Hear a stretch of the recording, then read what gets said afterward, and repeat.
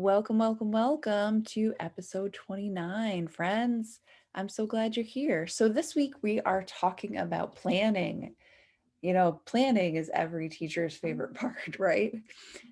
Here's the thing, it is really, really common. One of the things I see so often in my teacher friends and clients is wanting to have a plan and over planning, because over planning is entirely possible. This is normal, right? Like, as teachers, we are used to a world where in September, you kind of know what's happening most weeks, give or take, snow days and assemblies and whatever happens in between.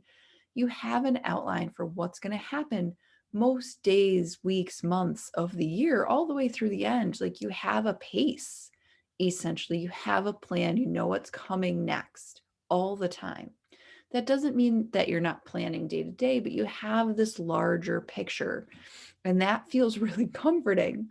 And in the business world, we try to recreate that, and it doesn't go the same way. So, what happens is we plan and it feels really productive. And it feels so productive that we just keep planning, right? That we work on the flows and the problems we might have. And I'm looking for the word in my notes because I can't come up with it right now. It's steps. That's the word I couldn't find. The steps and the flows. And we plan and we plan and we plan, and we don't ever do. So, this week on the podcast, we're going to talk about the difference between planning and over planning and how to recognize where you are. And then some simple strategies for really hitting the middle ground, where over planning is on one side, no plan at all is on the other, and having an effective plan is really the middle, is like the sort of ideal spot. Before we go into that today, I want to talk a little bit about client wins because last week was super fun. And things are dinging. I can't make it stop. So last week, I had two clients do really amazing things that I'm super happy for them for. They, one client, so I have a client who at the start of the year wanted to start bidding out bigger jobs. She decided that instead of doing smaller projects, lots of smaller projects, that her focus was going to be on doing larger scale jobs and really changing the scale of the work she was doing. And that has been her intention since the start of 2021, and we are here now in June. And so she set a quarterly goal of $25,000. So she'd make $100,000 at the end of the year, which is great. And first quarter went pretty well. And as she's been really intentionally talking about the kinds of work she wants to do and really talking ahead of that kind of work, right? Suddenly that work is coming towards her. Go figure. And one of the things that happened to her right at the end of May is she had ended up with a handful of contracts signed that almost equaled her quarterly goal over the course of like 5 or 6 actual days, which is amazing. So, what that means for her is her quarterly goal has now become her monthly goal, and that's super fun. So, I'm super excited for that one. And then another client at the end of last week had a really, I didn't actually realize what a big win it was until I sat down and was thinking about it this morning for her. One of the things that she is, um, we all as teachers, as business people, want to control the process, right? We want to sort of like grab it by the hand and take it with us. Some of us, are more go with the flow humans than others. And some of us want to control, like hold on to the front of the roller coaster and drive it. This particular client is more of a roller coaster driver, and it serves her really well. But one of the things that happens in her business is once it heads into summer every year, because she works with school age kids, summer really shifts and it makes her nervous. And this year, what's happening is she's just at peace with it. She's allowing it to unfold and knows it's going to work out the way it's supposed to work out. She knows that she knows how to create business. She knows she also wants a bit of a break this summer. And she knows it's going to unfold the way it's meant to unfold and that like nothing's going to go wrong. And it's amazing to watch. Just to see her allowing that release is fabulous. And it's been something we've talked about for a long time, but can you imagine in your business not like wringing your hands over the next couple of months, especially if you work with kids or schools, and not being like super freaked out about whatever the next change is and just knowing that it's going to work? Like, that's an amazing place to be. And then before we get into like meat of the podcast, what I want to remind you of is I'm running a challenge next week over email called Selling Without Salesy. And it is all about selling without feeling slimy or spammy or Facebook messaging people out of the blue in the cold. It is all about selling in a way that feels really comfortable and therefore is really effective. And so how it's going to work is you sign up on the email list. I'm going to put the link in the show notes. You sign up on the list. Starting Monday, June 14th, you're going to get an email every day with a little video and a couple of things to do. And then you'll go on to the next day. And by the end of the week, you're going to feel less like, oh my gosh, I'm stalking people. Oh my gosh, this is so slimy. Like, selling. And it'll be like, oh no, I know how to do this. I know how to sell things. I feel really good about it. And that's a huge transition. So if you want to be a part of that and you want to get all the goodness, please just click the link and sign up and join us. It's going to be super fun. Plus, I've already created 4 bonuses or 5. There's going to be all kinds of extra goodness, free stuff. I love stuff. So today we're talking about planning versus over planning. So here's the thing. Let's talk first about how you know you're over planning. Over planning, when you really look at it, when I see it in clients, what I notice most consistently is that over planning comes from wanting to control, right? It's again like the one client that I've had that's kind of releasing. It's like trying to drive the roller coaster car. It is trying to plan for every possible thing that could go right or wrong, assuming they all will go right or wrong, in trying to plan for problems you haven't had yet, trying to solve them in advance. Over planning also looks like a lot of times people will say, but I don't like, I have a plan, but I don't feel great about it yet. I have a plan, but it needs more work. I have a plan, but like it doesn't have all the details it should yet. That's like the over planning control person trying to tell you it's not enough. And in telling you also that until your plan is absolutely 100% complete and perfect, you can't start. And that is the problem with over planning, right? You are never going to have a plan that's 100% complete and perfect right at the start. It's like not the nature of the game. It would be like in a classroom having a bunch of students in front of you and thinking like, okay, our plan for today is to answer these 6 problems, these 7 questions, and finish here. And the first question you ask, they have like never seen anything like and are completely befuddled. Like it's like you asked it in Spanish and it's a class that only speaks English. You're not going to get where you're going there, right? And so it is that kind of like, but if you still just kept going because that's the plan and you were super tied to the plan, that's a sign of over planning. Like when people say to me, but it's supposed to work like this, that's a sign of over planning when we're really attached to how it's going to work and what the steps, every single teeny tiny step looks like, rather than like, okay, where are we trying to get to? Then that says something to me.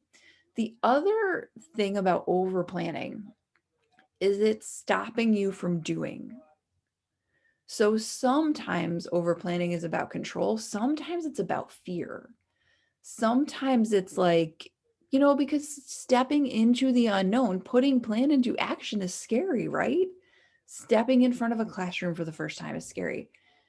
Stepping in front of a new grade, stepping in front of doing something. I can remember the first time I stood up in front of a class in a science lab and like had to use fire for things. I was like, oh my God, this is going to be ridiculous. So it is natural and normal and all the things to worry and have doubt and be afraid.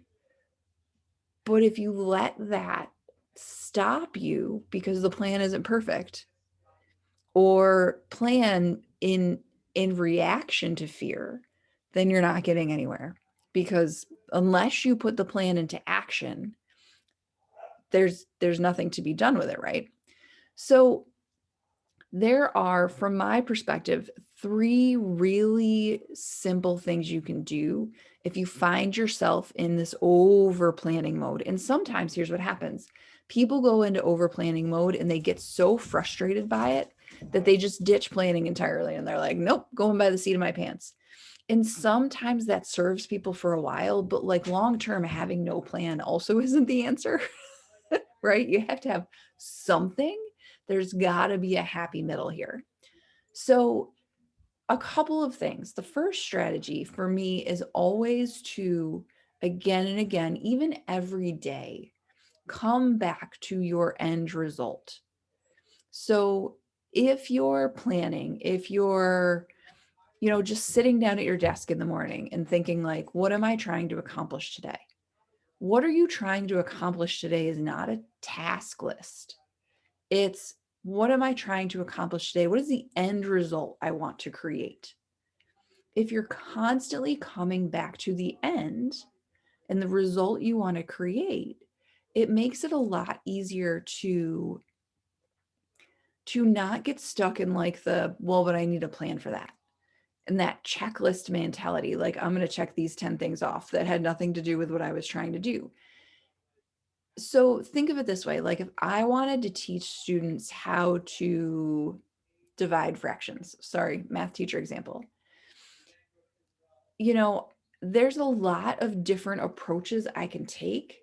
And I could think to myself, okay, I want to teach them to divide fractions, by explaining to them what the rule is.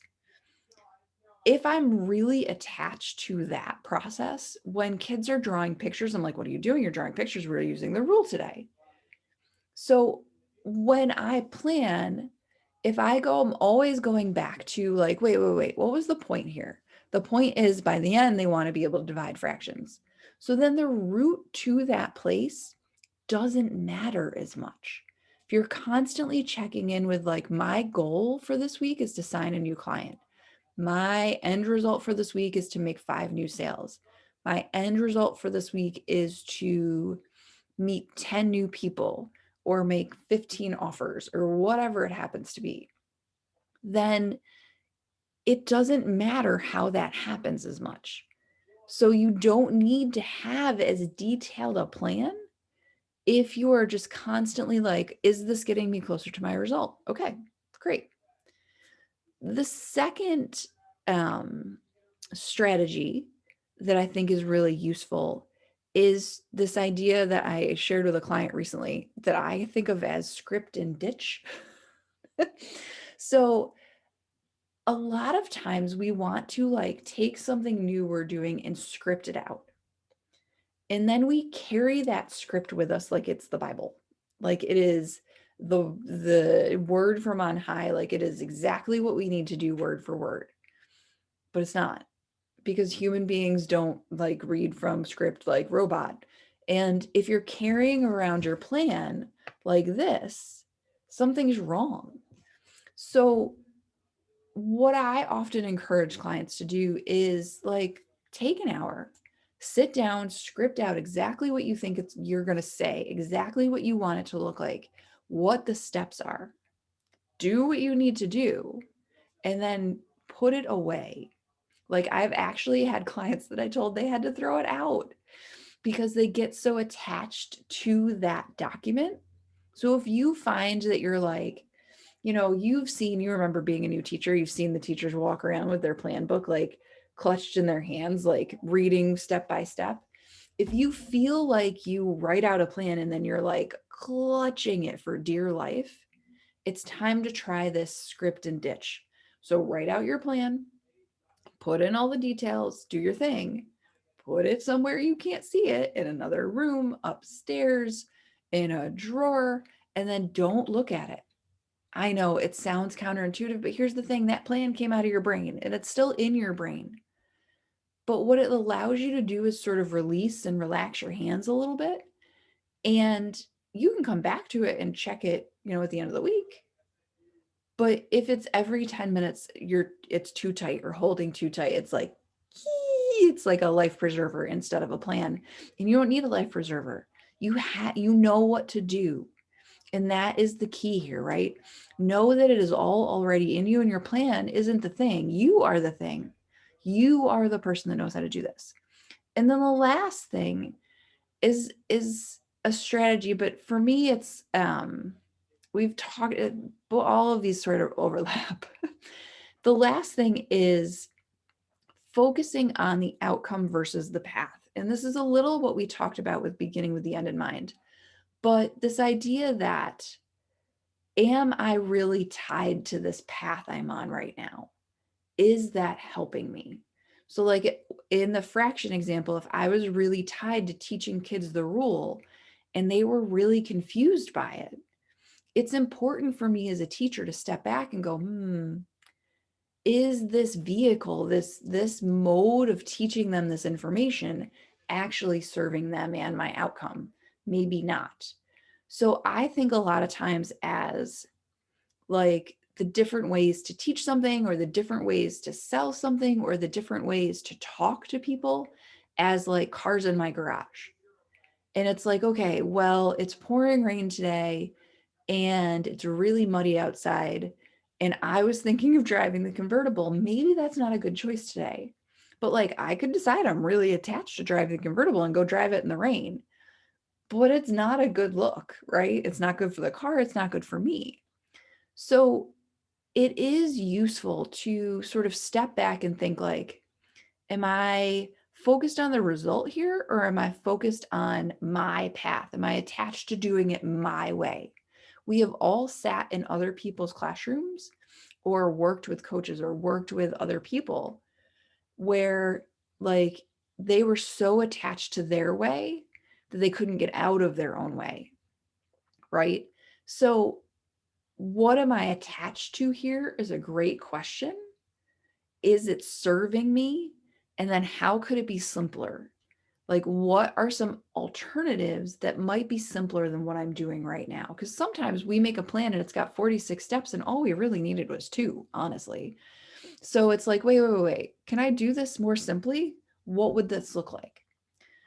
All right. So those are some simple strategies for getting out of the over planning and into a more effective mode of planning, because we don't want to not plan, but we also don't want to get so lost in planning. I have a client, we refer to it as the planning cave. Like we don't want to go sit in the planning cave for a month. That's not helping anyone. The more you do, the more your business grows. You can't grow without doing the things, and doing the things involves other humans. So if you're not talking to other humans, it's time to change your plan. So if I can help you at all as you do this, getting out of the planning cave and into the doing so that you can actually grow your business is one of my specialties. I escort people out of the planning cave into the sunshine, where like we do things and we don't die. Like we're going to be safe. And we're going to grow forward by doing things. It's okay. We have a plan and then we adjust. We can't adjust the plan if we're not doing. If you want to talk about coaching, I would love to talk to you about how you are planning right now and how to put those plans into action and where you want them to take you. I'd love to help you do that. Send a message. You can come find me on Facebook or LinkedIn, or you can come to my website, which is torpycoaching.com, and book a time for us to talk there. I can't wait to talk to you. I look forward to it. And I'll see you all next week. Bye.